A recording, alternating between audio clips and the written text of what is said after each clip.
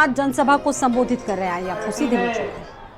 कर्पूरी ठाकुर जी को भारत का सर्वोच्च नागरिक सम्मान भारत रत्न देकर के बिहार वासियों को भी सम्मान देने का काम किया है। बहनों भाइयों, यह भूमि बिहार की है, लोकतंत्र की प्रारंभिक भूमि के रूप में इसको लोकतंत्र के सामने सबसे बड़ा संकट हमेशा राजनीति का प्राधिकरण, अपराधी राजनीतिकरण, राजनीति ही लोकतंत्र के मार्ग में सबसे बड़ी बाधा है। और कली जाति और परिवारवादी राजनीति तंत्र के मार्ग में सबसे बड़ी बाधा है। और भारतीय जनता पार्टी ने मोदी जी के कमलों से संकल्प पत्र जारी किया है। संकल्प पत्र भारतीय जनता पार्टी ने जो बातें कही, देश के अंदर 18वीं लोकसभा के लिए चुनाव बना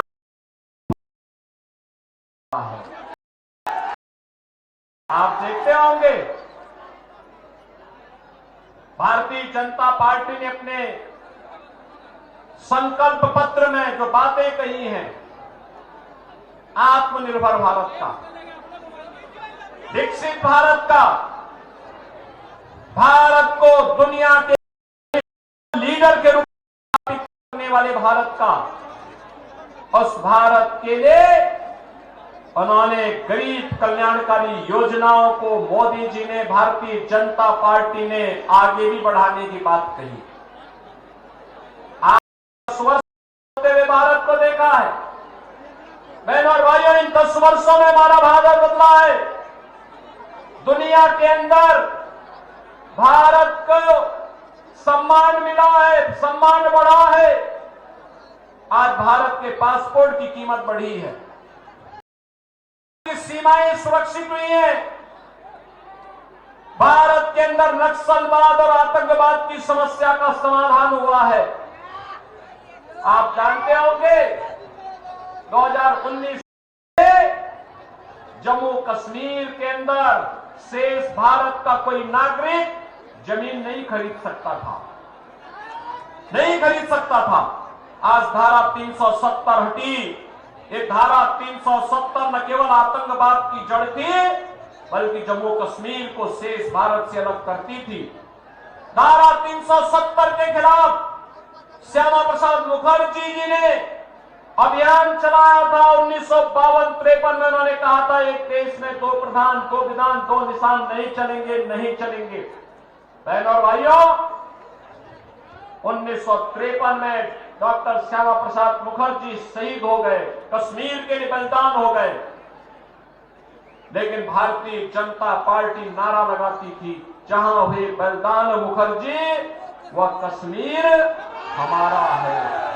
और बहनों भाइयों, मोदी जी ने और देश के गृह मंत्री अमित शाह जी ने डॉक्टर श्यामा प्रसाद मुखर्जी के सपने को साकार किया।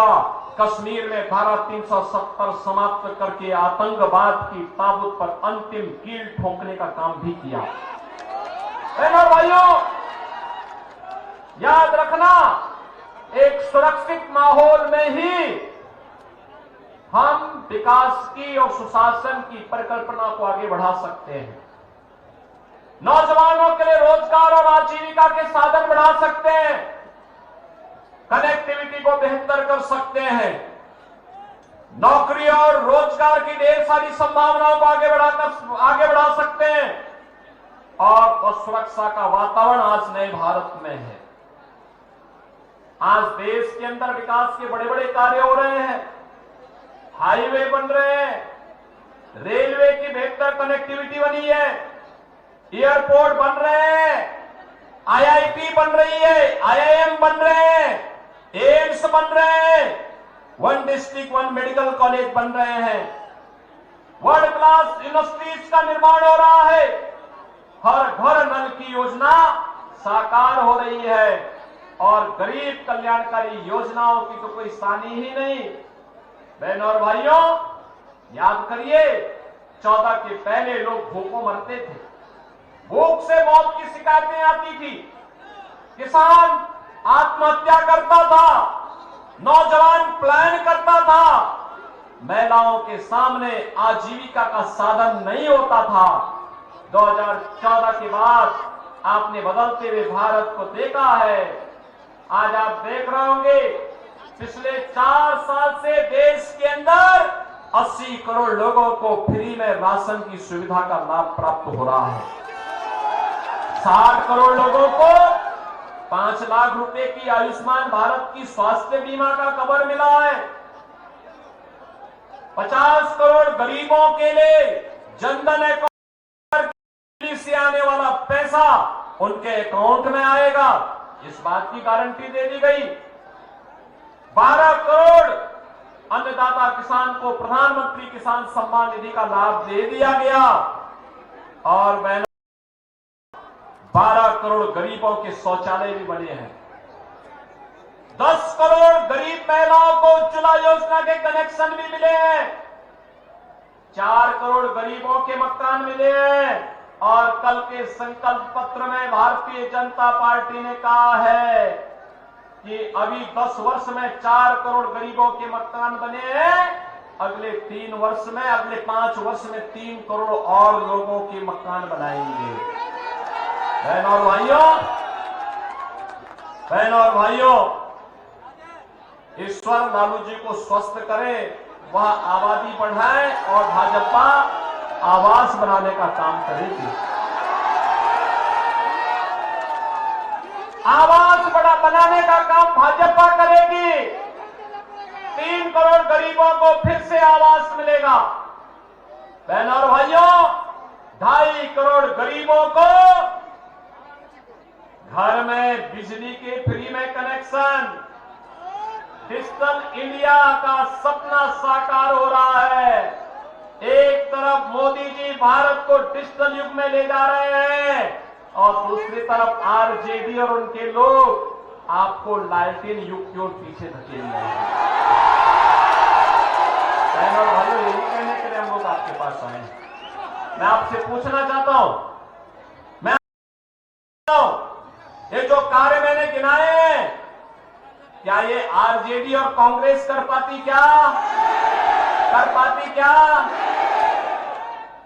और मैं आपसे पूछना चाहता हूं,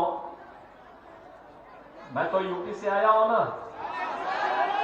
अयोध्या में रामलला का भव्य मंदिर का निर्माण कार्य का ये लोग कर पाते क्या?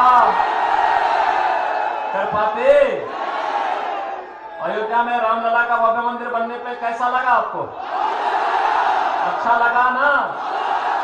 तो आपको खुश होना ही था, क्योंकि मैं देख रहा था रामलला विराजमान हो रहे थे अयोध्या में, उत्सव उमंग था बिहार में, और सबसे पहला उपहार रामलला मंदिर के लिए बिहार से ही अयोध्या धाम पहुंचा था। इसके लिए बिहार वासियों का अभिनंदन। और इसलिए बहनों और भाइयों, आज मैं आपसे कहने के लिए आया हूं, एक तरफ नौजवान के लिए आजीविका है, पीएम स्टार्टअप की योजना, पीएम स्टैंड अप की योजना, प्रधानमंत्री मुद्रा योजना, और इस बार तो संकल्प पत्र में एक बात और कह दी गई, अब तक 10 लाख रुपए तक का नौजवानों को ब्याज फ्री लोन मिलता था, अब इसकी राशि को बढ़ाकर के 20 लाख कर देंगे। बहनों और भाइयों, आरजेडी रंगदारी वसूली से फुर्सत हो तब ना,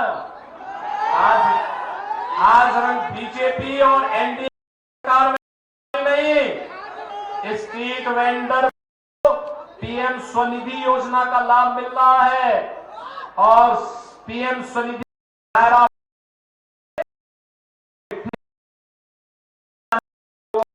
व्यवसायियों को भी इसका लाभ प्राप्त हो।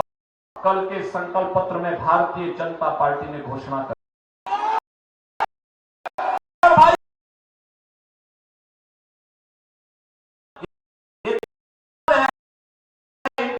से क्या मतलब?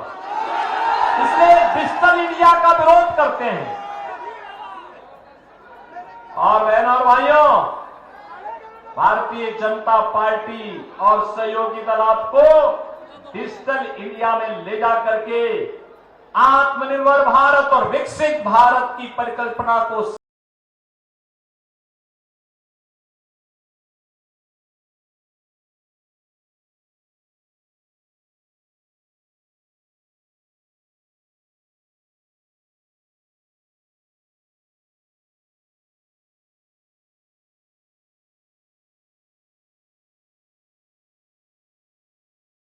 के लिए जहां भी भारतीय जनता पार्टी की सरकारें हैं, प्राणपण से काम कर रही हैं।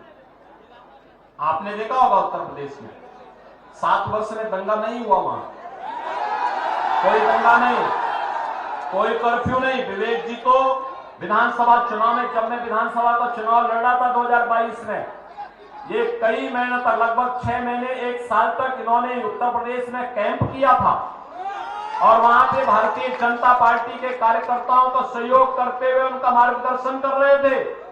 बहनों और भाइयों, तिनका भी नहीं हिलता। हमने केवल अयोध्या में रामलला को ही विराजमान नहीं किया है, वहां की माफिया और अपराधियों को राम नाम सत्य है की यात्रा में भेजना। आप देखते होंगे ना, कुछ जेल चले गए, कुछ जहन्नुम चले गए और कुछ लोगों की यात्रा स्वतः ही आगे बढ़ गई है। तो भारतीय जनता पार्टी केवल ये काम कर सकती है और इसीलिए हम लोग आए हैं।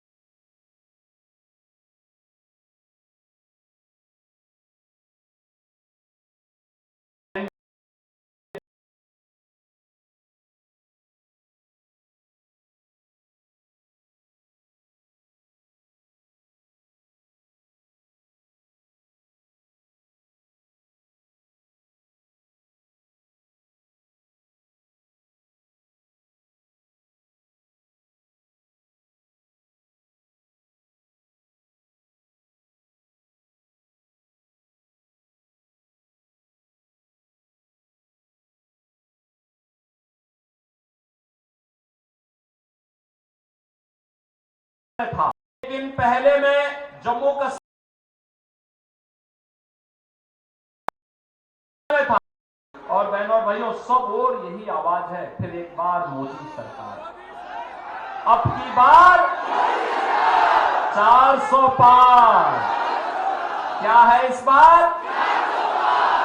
उधर सड़क वाले भी बोल दें थोड़ा, भैया आपकी आवाज कम से कम, अरे यूपी तक और अयोध्या तक तो पहुंचा दीजिए। अयोध्या का चुनाव बाद में होना है और बिहार की आवाज तो अयोध्या जरूरी पहुंचनी चाहिए। ये सीतामढ़ी की आवाज है और अयोध्या तक जरूर पहुंचनी चाहिए। और इसलिए बहनों भाइयों, इसीलिए आज मैं आपके पास आया हूं, एक सुयोग्य पिता की सुयोग्य संतान, जिन्होंने डॉक्टर सीपी ठाकुर जी को पद्म पुरस्कार प्राप्त हुआ था, क्योंकि एक बीमारी कालाजार की समस्या का उन्होंने निदान निकाल करके बिहार वासियों को इस महामारी से बचाव करने का काम किया था। बहनों भाइयों, उनकी योग्यता और क्षमता पर किसी को संदेह नहीं हो सकता। और योग्य पिता के योग्य पुत्र आपके पास भारतीय जनता पार्टी के कार्यकर्ता के रूप में आपकी सेवा करने के लिए आए हैं और बहनों और भाइयों, इसीलिए हम आपसे अपील करने के लिए मैं भी आया हूं। मुझे आज दूसरे राज्य में जाना था, लेकिन जब मुझे बताया गया कि नहीं पहले ही चरण में विवेक ठाकुर का चुनाव है, तो मैंने कहा मैं जरूर जाऊंगा।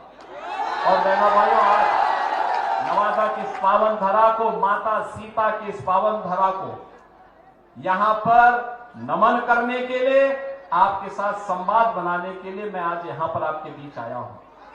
आप मुझे बताओ, आप भी बिहार के अंदर यही चाहते हैं ना कि जो यूपी के अंदर हुआ है, और बीजेपी और एनडीए ही करेगा, यही करेगा। और इसी के लिए एनडीए के सभी प्रत्याशी विजयी बनने चाहिए। सहमत हैं? सभी लोग सहमत हैं? सभी लोग सहमत हैं? घर घर मोदी जी का प्रतिनिधि बन करके और विवेक ठाकुर बन करके घर घर जाएंगे। बहनों और भाइयों, यहां गर्मी हो रही है, और गर्मी हो सकता है 19 अप्रैल को और गर्मी हो, लेकिन उसकी परवाह नहीं करनी है। ठीक है ना? याद रखना, ये गर्मी अभी जितनी पड़े, लेकिन तय करिए, कमल खिलाइए और राजनीति के प्राधिकरण करने वालों की गर्मी निकाल दीजिए। सहमत है ना? सभी लोग सहमत हैं? तो फिर 19 अप्रैल को विवेक ठाकुर जी को कमल चुनाव चिन्ह पर भारी बहुमत से विजयी बना करके भेजेंगे। मोदी के गले में बिहार सभी सीटों को भेजने में अपना योगदान देंगे। तो फिर मेरे साथ बोलेंगे, भारत माता की, भारत माता की, भारत माता की।